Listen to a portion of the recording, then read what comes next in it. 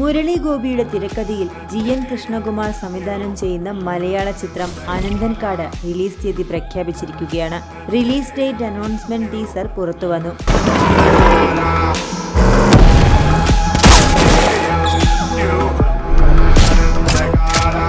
June 25-നാണ് സിനിമയുടെ ആഗോള release പ്രഖ്യാപിച്ചിരിക്കുന്നത്. ടീസർ വളരെ ആകാംക്ഷ നിറയ്ക്കുന്ന ഒന്നാണ്.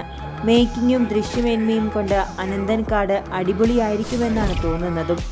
ആര്യ നായകനായി എത്തുന്ന ചിത്രത്തിൽ വമ്പൻ താരനിരയാണ് ഒന്നിച്ചെത്തുന്നത്.